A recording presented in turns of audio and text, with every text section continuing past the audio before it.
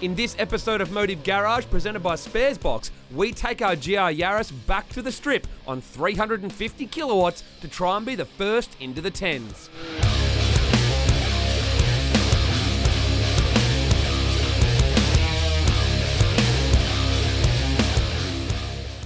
If you've been watching our GR Yaris build since the beginning, you'll know that my original intention was to keep it relatively simple and just improve the lap times, with the end goal being to compete at World Time Attack Challenge in Club Sprint class, in a car that you could drive to the track, compete and drive home, with only a few minor modifications to put it into race trim.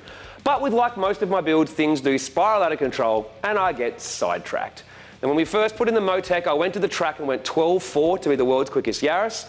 And then E-Canoe beat us with a 12.1 just after lockdown. But as you know, during lockdown, we fitted the Golby's Parts G25 turbo kit and made way more power than I ever thought we would with the GR Yaris. And of course, that got me thinking, can we be the world's first 10-second GR Yaris? And I think we can. So we went back on 270 kilowatts, ran 11.7 at 122 to get our title back. But you know me, can't help myself. I wanted to go back to the track with the full 350 kilowatts at the front hubs, and I couldn't wait. So back to the track we go for a couple of reasons. I want to make sure that the power and the mile an hour match up. And two, so many people out there are wondering, can the factory Yaris engine handle that sort of power? And we're about to find out. And lastly, some people had an objection to us racing, I guess, in lightweight mode. So with the roll cage and the passenger seat back in the car is back at full weight. So 350 kilowatts, a full weight GR Yaris weighing 1,275 kilos on the weighbridge. Let's see what it does at the drags.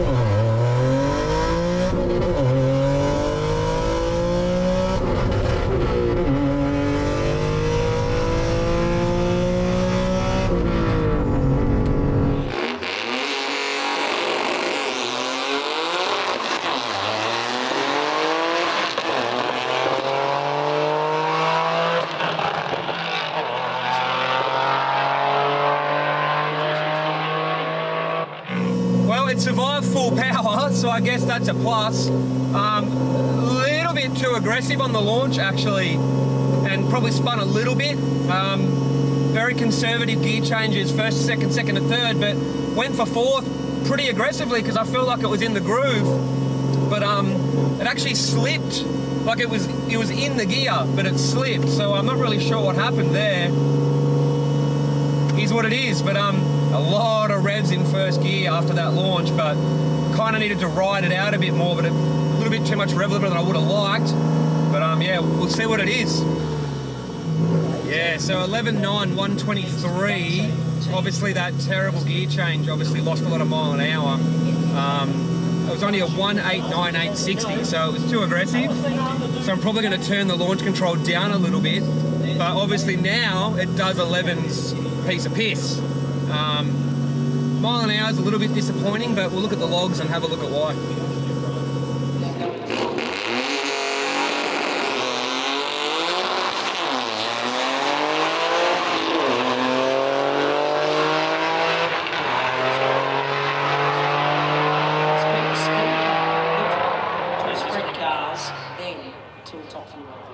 It was definitely a better run. It still wasn't perfect, but it's certainly closer to where I want to be. The weight is definitely affecting the car. I'm definitely going to have to come back with the weight out to kind of get the most out of it again. 70 kilos heavier tonight than last time. So, yeah, that's probably hurting. That felt quicker than 11.9. I was on the rev limiter for a while, so I'd like to hope that's certainly quicker. Honestly, with that one, I just hope it's better than my 11.7. It's still not 60ing as hard. I don't think the track's there for that 170 again, but we'll try. Thank you. All right, that's better. 11.43 at 125.99 miles per hour. So well on the rev limiter. So the mile an hour is now more in line with where I thought it would be at this weight. I thought it would be about 128. So we're already at 126 on the rev limiter. Still only a 18560, which is pretty junk. I think we're just going to need a better track to get a 10. So if if we took 3/10 off that, it would be 11.1 if we could 60 like we did last time. So, yeah, I mean, the data shows there's probably not a 10 in it at this weight, but it's not far off. There's probably an 11.1 in it at this weight if we can get a 1.7060, but with no warm-up burnout and without lots of prep on this track, I just don't think we're going to get quite there. So, all right, so Chia, he's on the laptop right now. He hates being on camera, but I just love forcing it on him out of nowhere. We're analysing all the data, and essentially it's hitting rev limiter in 4th pretty early, so the suggestion is go to 5th early and motor on. But the launch was okay. I don't think the track's there to get the 1.70 of last time. That was a 1.85. And that's probably all there is, but I'd just like to see more like 128, 129 mile an hour, which puts us exactly where we said we would go at this weight on the drag calculator. If we get the weight back out next time, then we can get that over to 130 mile an hour, and if we can get the perfect run, there is a 10 there, it's just going to make us work for it. Isn't that right, Ryan? Absolutely. It's good.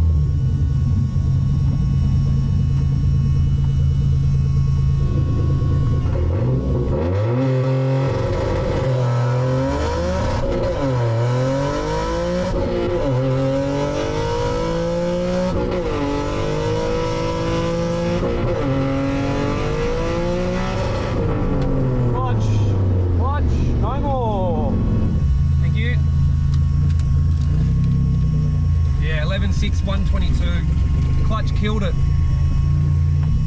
Clutch killed it. Well, the clutch put an end to our night of drag racing, but don't blame the clutch, because really, well, it's my fault. That clutch was only ever designed for a 30% more than factory, and it did very well to cope on 270 kilowatts when we ran the 11.7, and all the racing that it's done for a little while now, but 350 kilowatts was way more than it was ever designed for. So, where to from here? Well, it's pretty obvious. NPC are going to make us a higher spec clutch. I'm going to put a front LSD into the gearbox to help with traction, because with that much power, we're getting wheel spin in the front. I'm going to take the weight back out. I'm going to remove the half cage in the passenger seat, try and get the weight back down to sort of 1200, 1210, which gives us the power to weight ratio that we need to be the first 10-second GR Yaris in the world. The other thing we're going to also probably look at doing is going on a day where the track is prepped, because we need to 60 probably in the 170 to 165 sort of region to run that 10-second pass. But the best thing about our night at the drags was the data that we collected. We now know that we need to get into 5th gear earlier. We need to look at finding ways to make it not drop off boost that little bit between some of the gear changes, whether we use anti-lag or some other strategies. And most importantly, we saw that the car survived.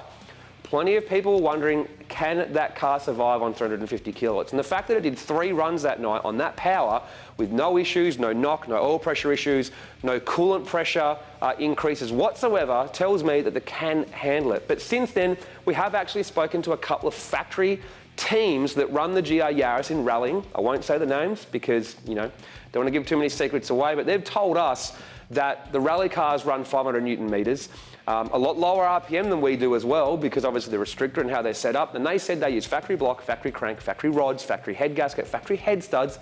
They do have different pistons, different camshafts, valve springs, and obviously we're going to be upgrading the camshafts very soon. So if the Toyota rally teams are running a lot of factory parts, we know that they must be pretty good, like many of you commented onto our channel as well. So how long into anything else in the car let's go? Tough to say, but all I know is it's one tough little car. The fact that the drive shafts, differentials, gearbox, engine have all survived 350 kilowatts and what we've done with that car, I think that's exceptional engineering on Toyota's behalf.